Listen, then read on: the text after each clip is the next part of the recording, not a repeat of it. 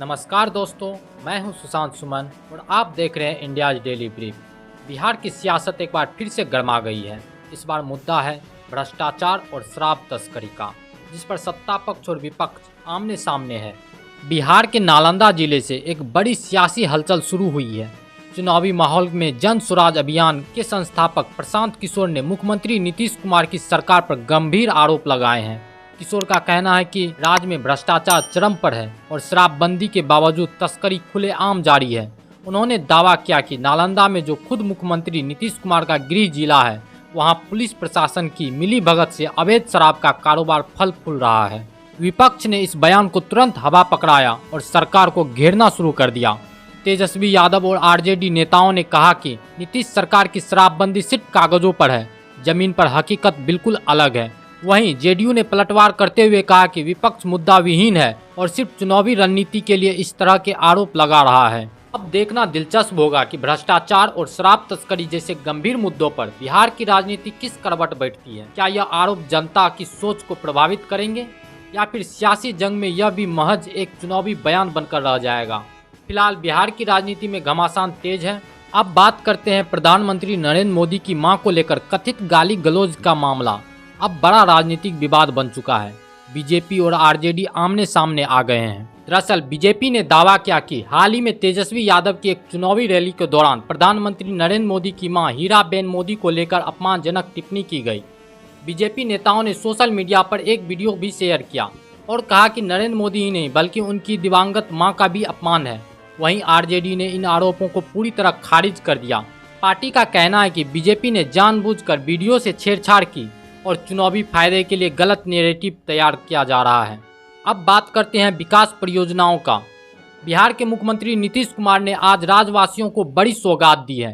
एक साथ 1300 शहरी विकास परियोजनाओं का शुभ आरंभ किया गया है। राजधानी पटना में आयोजित कार्यक्रम से मुख्यमंत्री ने इन सभी योजनाओं को हरी झंडी दिखाई।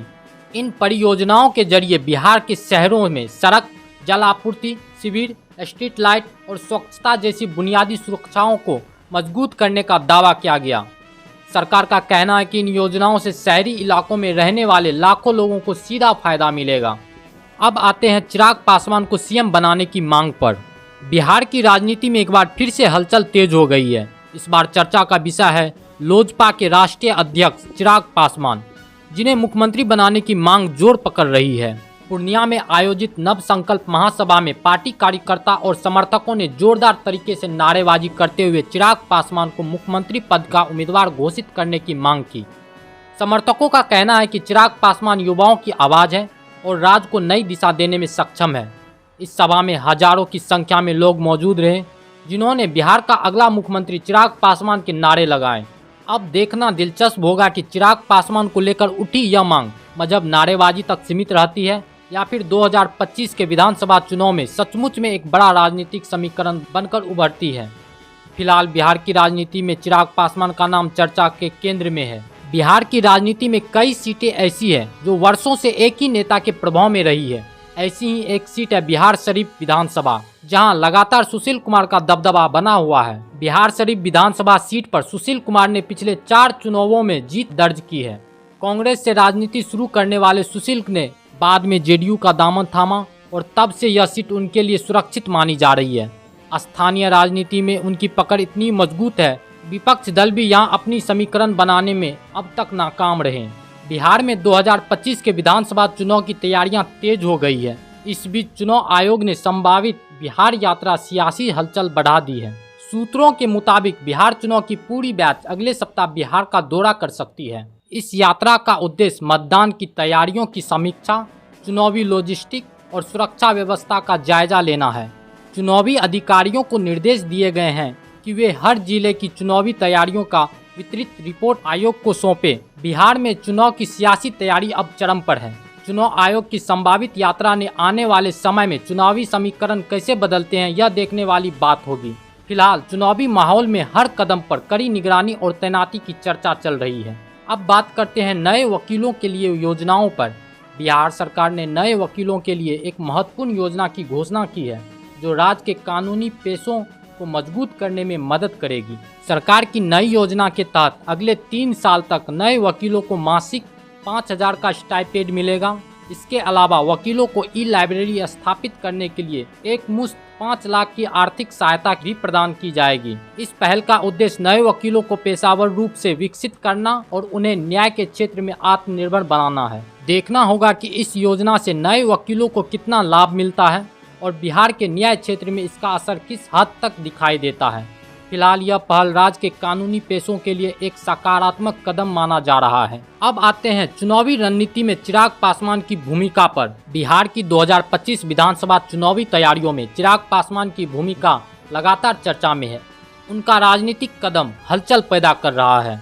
चिराग पासवान ने एनडीए की सीट बंटवारे में अपनी मांगे रखी। उनका कहना है कि क्वांटिटी से ज्यादा क्वालिटी पर ध्यान देना चाहिए। इसके साथ ही उन्होंने भविष्य में मुख्यमंत्री पद की दावेदारी की भी और संकेत दिए हैं। उनकी यह सख्त नीति पार्टियों की अंदरूनी समीकरण को प्रभावित कर रही है और विपक्ष भी इसे बड़ी नज़र से देख रहा है। अब बात करते हैं नीतीश कुमार के ऊपर तेजस्वी यादव का आरोप पे। बिहार की राजनीति में एक बार फिर से सियासी विवाद गरमाया है। इस बार आरजेडी नेता तेजस्वी यादव ने मुख्यमंत्री नीतीश कुमार पर गंभीर आरोप लगाए हैं। तेजस्वी यादव ने कहा कि नीतीश कुमार सिर्फ महिलाओं के वोट के लिए योजनाएं ला रहे हैं और जनता को भ्रमित कर रहे हैं। उन्होंने मुख्यमंत्री पर आरोप लगाया कि उनकी सरकार वादों की नकल कर रही है, इसलिए उन्हें चीफ मिनिस्टर कहा जा रहा है। तेजस्वी यादव ने जनता को भरोसा दिलाया कि उनकी सरकार बनने पर रोजगार, सुरक्षा और सम्मान जैसे मुद्दों पर अधिक काम होगा। जेडीयू और एनडीए ने इस आरोप को चुनावी रणनीति का हिस्सा बताया और कहा कि विपक्ष मुद्दा विहीन होकर प्रचार कर रहा है। राजनीति विश्लेषण का कहना है कि यह बयान आगामी विधानसभा चुनाव से पहले सियासी माहौल को गर्म करने की रणनीति का हिस्सा है। बिहार की सीमांचल क्षेत्र की राजनीति अब एक नए विवाद के चलते सुर्खियों में है। बीजेपी ने इस इलाके में घुसपैठ और आधार कार्ड संख्या को लेकर बड़ा मुद्दा उठाया है। बीजेपी ने दावा किया कि सीमांचल क्षेत्र में आबादी से ज़्यादा आधार कार्ड जारी किए गए हैं। पार्टी का कहना है कि इस आंकड़े से स्पष्ट होता है कि घुसपैठियों की संख्या बढ़ रही है, जो राष्ट्रीय सुरक्षा के लिए खतरा है। बीजेपी ने सरकार और चुनाव आयोग से इस मामले की जांच के लिए मांग की है और चेतावनी दी है कि यह मामला सिर्फ सुरक्षा का नहीं बल्कि चुनावी निष्पक्षता का भी सवाल है। अब देखना दिलचस्प होगा कि इस आधार कार्ड और घुसपैठ के विवाद से बिहार की चुनावी रणनीति में कितना बदलाव आता है। फिलहाल सीमांचल क्षेत्र की सुरक्षा और जनसंख्या को लेकर बहस तेज है और राजनीति हलचल जारी है। तो दोस्तों, आज की ये सारी खबरें यहीं खत्म होती है। अगर आपको वीडियो पसंद आया तो लाइक और शेयर करें और हमारे चैनल को सब्सक्राइब करना न भूलें। और हाँ, ताज़ा अपडेट पाने के लिए आप हमारे व्हाट्सएप चैनल से जुड़ सकते हैं। नीचे डिस्क्रिप्शन में लिंक दिया गया है, क्लिक करें और जुड़ जाएं ताकि हर नई खबर सबसे पहले आपको मिल सके।